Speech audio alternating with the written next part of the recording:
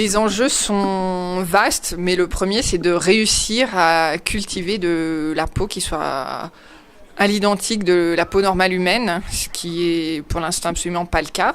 On a des modèles, on s'en approche, on arrive à complexifier la peau en ajoutant des différents types cellulaires. Le but, ce serait de réussir à faire une peau complète qui contienne toutes les couches de la peau, toutes les annexes cutanées, une peau qui soit aussi soumise à des stress environnementaux comme l'est la peau normale humaine. Les derniers modèles innovants sont les modèles qu'on obtient par bioimpression 3D. Donc il existe plusieurs systèmes et le but c'est de réussir à mettre des cellules dans une bioencre et ensuite de les imprimer grâce à une imprimante. Avec ces systèmes, on arrive à un gain de temps, à une automatisation. On peut réussir à positionner des cellules à l'endroit où on le veut. On est capable de cultiver des tissus très rapidement.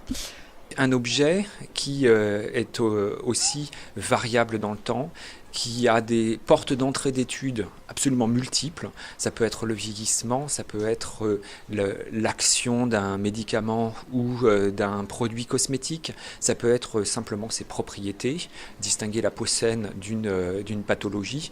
Donc il y a une multitude de problématiques qui chacune vont demander des mesures précises avec les technologies dont on dispose.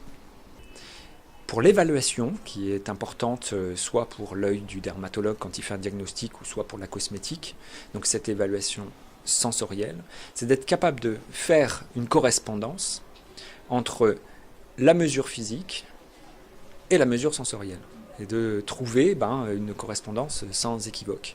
Alors ça, c'est un vrai défi, il faudra peut-être plusieurs générations de recherche pour y arriver, mais en tout cas, on commence à y travailler. La peau est un système complexe, dynamique, qui est en constante interaction avec l'environnement. Et donc, pour essayer d'aborder la complexité de ce système, il est évident qu'il faut des approches haut débit qui permettent de suivre en temps réel et dans un aspect multidimensionnel les mécanismes biologiques au sein du tissu.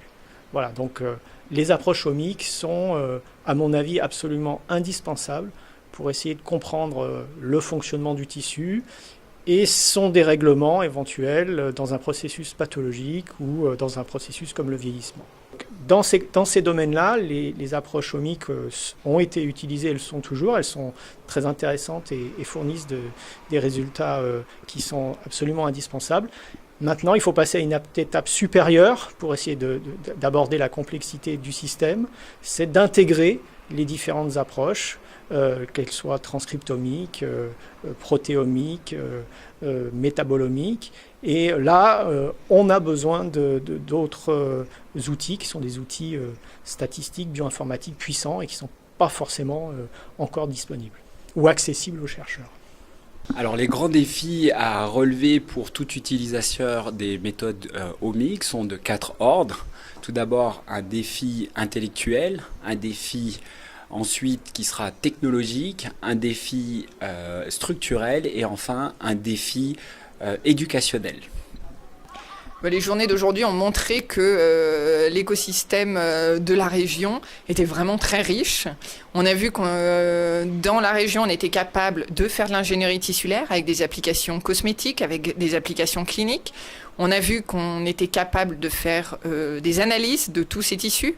On a beaucoup parlé aujourd'hui de tout ce qui était ohmique, qui nous laisse un champ d'investigation vraiment très vaste. Tout ce qui est génomique, protéomique, vraiment c'est très vaste. Et on a vu aussi que dans la région, on avait des systèmes d'analyse, notamment grâce à l'imagerie, avec énormément de start-up, d'entreprises qui sont là pour nous aider à analyser, à interpréter tout ce qu'on obtient. J'ai découvert aussi beaucoup d'entreprises et notamment des start-up. Donc j'ai constaté avec plaisir et surprise le dynamisme en fait, et notamment beaucoup de jeunes dans cette journée, ce qui est un peu caractéristique d'un domaine attractif pour nos jeunes diplômés, on va dire, et dynamique, beaucoup de start-up, d'innovation.